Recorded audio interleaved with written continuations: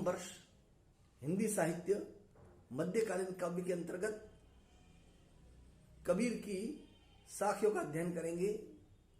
कबीर ने ज्ञान विरह को अंग और पर्चा को अंग में जो साखियां लिखी है उनमें से कुछ महत्वपूर्ण साखियों का रसास्वादन आज हम करेंगे। कबीर लिखते हैं, हृदय भीतरी लो बड़े धुआ प्रकट न होई, जाके लागी सो लखे के जी लाई सोई।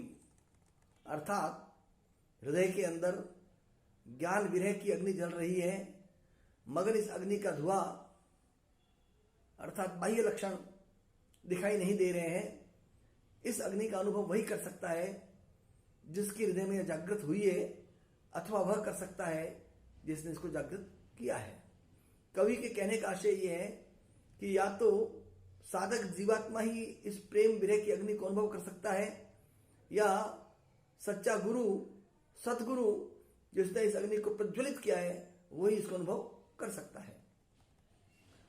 अगली साखी में कबीर लिखते हैं, अग्नि जुलागी नीर में कंदू जलिया झारी, उत्तर दक्षिण के पंडिता रहे विचारी विचारी। विषय वासना रूपी पानी में आग लग गई है और उसका कीचड़ संपूर्णतया जल गया है। अर्थात अवचेतन में जो दूषित संस्कार और वासनाएं हैं वे इस ज्ञान की अग्नि से भस्म हो गई है। उत्तर दक्षिण के पंडित, पोथी तक सीमित ज्ञान वाले पंडित, चारों ओर के शास्त्री विचार कर हार गए, पर इसका मर्म किसी के समझ में नहीं आया। अगली साखी में कवि लिखता है, आहेड़ी दो लाइया मृग पुकारे रोई, जा मन में क्रीला करी दाजत है मन सोई। गुरु रूपी शिकारी शिष्य के मन रूपी देहात्मक मन में ज्ञान विरह की आग लगाता है और वह वासनासक्त जीव रूपी मृग चिल्ला चिल्ला कर रोता है कि जिस विषय वासना रूपी मन में भोग कर रहे थे वह अब जल रहा है, नष्ट हुआ जा रहा है। अर्थात मृग और आसक्ति मुक्त जीवन में केवल भेद यह है कि मृग को वन का मुंह बना रहता है, परंतु आसक्ति मुक्त जीव को क्षण भर के लिए धक्का सा तो लगता है, परंतु बाद में उसे मधुर शांति का अनुभव होता है। अगली साखी में कवि लिखता है, समंदर लागी आगी नदिया जड़ी कोयला भई, देखी कबीरा जागी मंची रूखा चढ़ी गई। कवि के कहने का आशय यह है कि विषय वासना रूपी समुद्र में ज्ञान की अग्नि लग गई, जिससे विषय विकार रूपी नदियां जलकर कोयला हो गई, और यह देख करके कुंडलिनी रूपी मछली सहस्रार चक्र रूपी वृक्ष पर चढ़ गई। इस उलटबासी में विरोधाभास का चमत्कार है। सामान्य जन समुद्र में आग लगने और मछली के पेड़ पर चढ़ने से चमत्कृत है और इस रहस्य को समझ नहीं पाता, किंतु जब उसे ज्ञात होता है कि यह समंदर, विषय युक्त संसार, आग, ज्ञानाग्नि, नदी, विषय विकार, मछली, कुंडलिनी, रूखा, शून्य शिखर है, तो वह चमत्कृत एवं आनंदित हो जाता है। अब हम पर्चा को अंग की साखियां पढ़ेंगे। हद छाड़ी बेहद गया हुआ निरंतर वास, कवड़ जो फूला फूल बिन को निरखे निज दास। कबीर कहते हैं कि मैं ससीम से परे अर्थात पार कर असीम में पहुंच गया और वहां मेरी शाश्वत स्थिति हो गई। वहां मैंने अनुभव किया कि बिना किसी फूल के एक कमल खिला हुआ, जिसे प्रभु भक्त के सिवाय भला और कौन देख सकता है।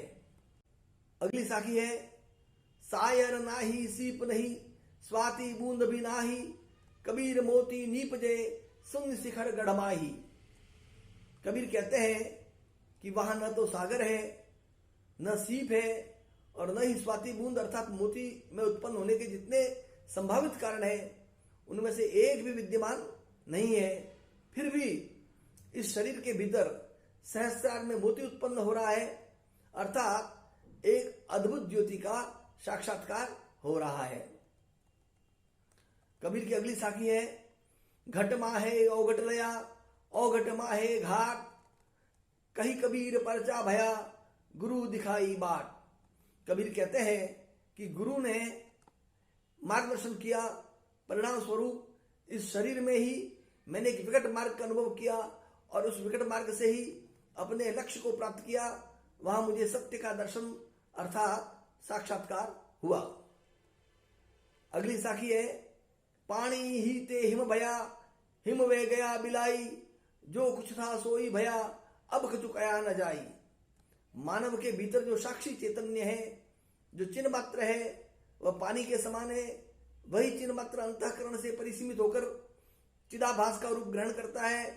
ये चिदाभास हिम अर्थात बर्फ के समान है, क्योंकि जल की अपेक्षा में यह स्थूल है। जैसे बर्फ गलकर फिर पानी की अवस्था में आ जाती है, वैसे ही अंतःकरण में जो चिदाभास है वह फिर लीन होने पर चिन्हमात्र हो जाता है, अर्थात जीव ब्रह्म के रूप में आ जाता है।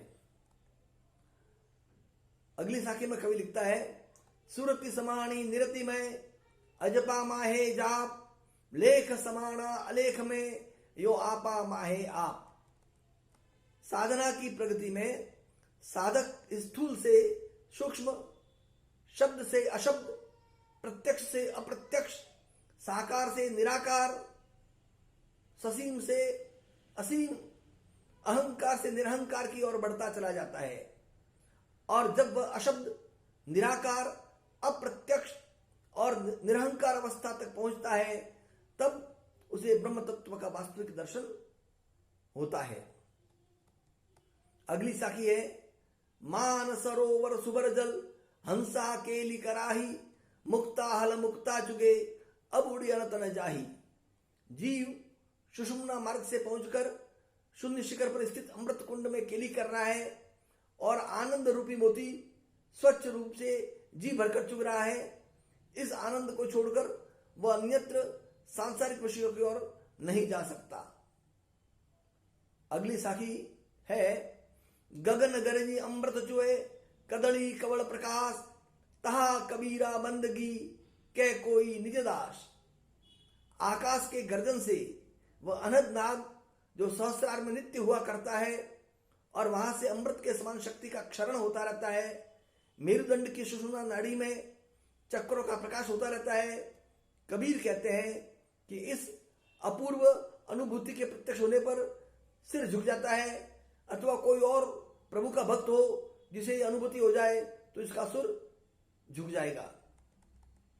अगली साखी में कबीर लिखते हैं, आकाशे मुखी औंधा कुआ, पाताले पनिहारी, ताका जड़ कोई हंसा पीवे, बिरला आदि विचारी। गगन मंडल में एक सहस्रा रूपी अधोमुख कुआ है जिसका मुख नीचे की ओर है। पाताल अर्थात मूलाधार चक्र में पनिहारी रूपी कुंडलिनी स्थित है। जब साधना द्वारा वह सुषुम्ना मार्ग से होकर सहस्रार में पहुंचती है, तब शुद्ध जीव उसके अमृत जल को पीने में समर्थ होता है। इस मूल तत्व पर किसी बिरले ने ही विचार किया है, अर्थात इसे कोई बिरला ही समझ सकता है। प्रिय विद्यार्थियों, ये थी कबीर द्वारा लिखित साखियां जो ज्ञान विरह को अंग और पर्चा को अंग में आई हुई है। इन साखियों के द्वारा कबीर ने ज्ञानाग्नि के प्रज्वलित होने पर, ज्ञान के प्रज्वलित होने पर साधक जीवात्मा परमात्मा के विरह का अनुभव किस प्रकार करती है और परमात्मा का अनुभव होने पर साधक जीवात्मा कैसा महसूस करती है, इसका मनोरंजक वर्णन किया है, हृदयग्राही वर्णन किया है। प्रिय विद्यार्थियों, आप इन साखियों का रसास्वादन करें और इन साखियों के गूढ़ अर्थ को हृदयंगम करें। धन्यवाद, नमस्कार।